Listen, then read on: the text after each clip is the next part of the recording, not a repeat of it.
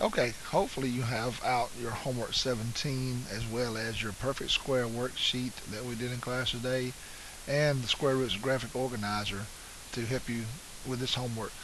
So we're going to look at first, if you look at problem 1, it wants us to circle all of the perfect squares. So remember, perfect square. What did we say a perfect square was? Remember, a perfect square is a number that can be found by multiplying another number times itself. So if you're looking at a perfect square, you're looking at something like the square root of 100. Remember, the square root of 100 can be found by 10 times 10. So I multiplied 10 times 10. So this number was multiplied times itself. All right. So if we look at another number, let's just say 101. Now, this is not a perfect square. Why? Well, I can't multiply anything times itself to get 101. So this one would not be a perfect square. So let's look at one on our homework. So let's just look at A real quick. Okay. A says the square root of 121. So if I look, I do know, using my square root sheet, that 11 times 11 would give me 121.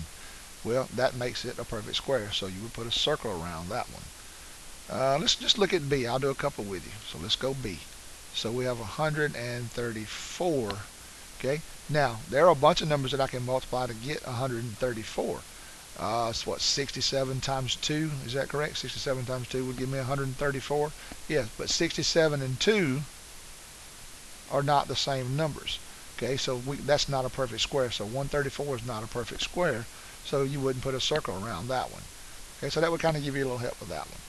All right, number 2 asks you to the 3 types of irrational numbers we talked about. Well, remember we talked about there are 2 types, either rational or irrational. The only 3 we're going to talk about are pi. Remember, and dot, dot, dot, we call it a non-terminating, non-repeating decimal, which means it's not going to stop or it's not going to repeat.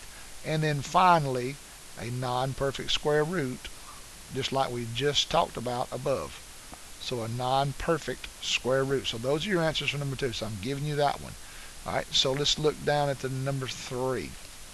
We want to do the irrational numbers. So all you're doing is you're looking at number 3. You're saying, all right, which one of these, I see these numbers, these signs, I'm sorry. If I do, then they are irrational. So really quick, I'll do a couple with you again. I'm not going to do them all. So 1.24 dot, dot, dot. Look what I see right here. Dot, dot, dot.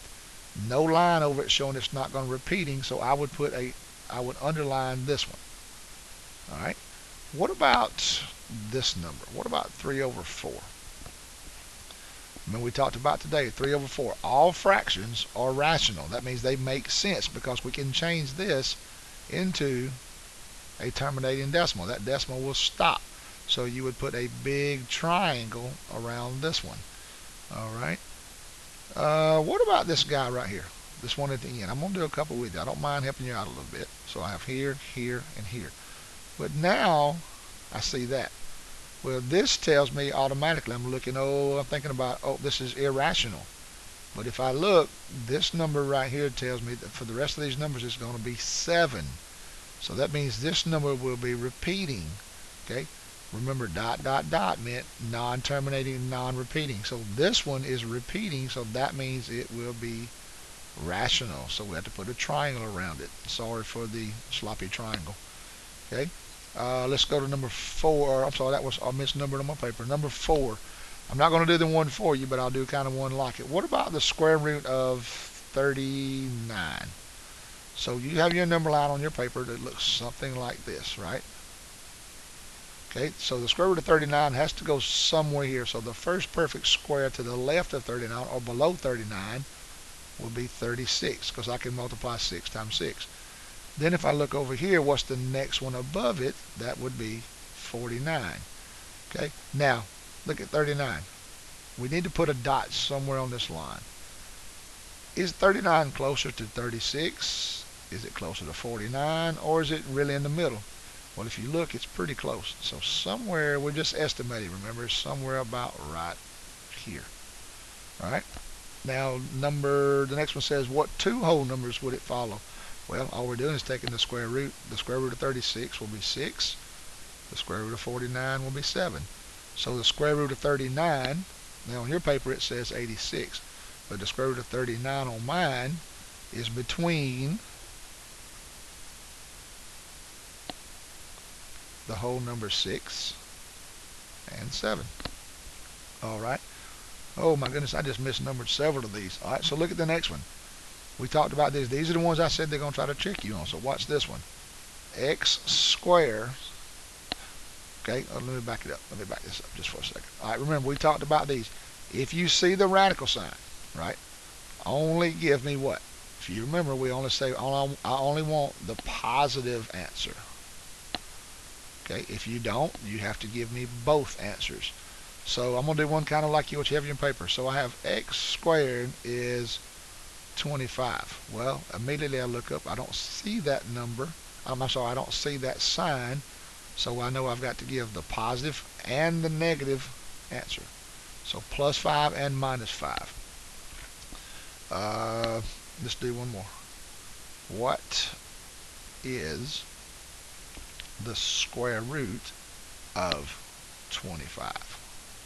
Same question, but now I see the radical sign, so all I'm going to put is 5. Just the positive answer. Okay? Pretty easy? What do you think? Alright, oh, this last one. You guys were doing an awesome job on this in class today. Remember, if I give you this square, and I give you this inside number, what I'm looking for is the side length. Remember, this inside number is the area. So this area is, and I'll do this one for you. I think I did it in class anyway. The area of this square is 361. So remember, to find the side length, just take the square root of the area. And if you remember correctly, we talked about they turn your paper over or scroll down till you find it on your paper. That's 19. Remember, what number can I multiply times itself to get 361, which is 19.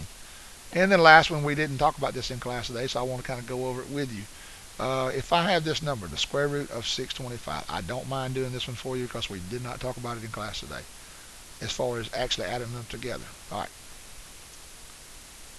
When I have two radical signs, if I look, the radicands up under here are different. I cannot just add these two together. But if I notice, these are perfect squares, aren't they? Okay, so the square root of 625 is 25. The square root of 121 is 11. So if I add these two together, right? If I add these two together, I get 36 equals x. Okay, so I did this one for you. Now you have a couple more here. I did an example for you for the square root on the number line. So hopefully you'll try this, and then tomorrow we'll talk about it in class. You guys have a great evening.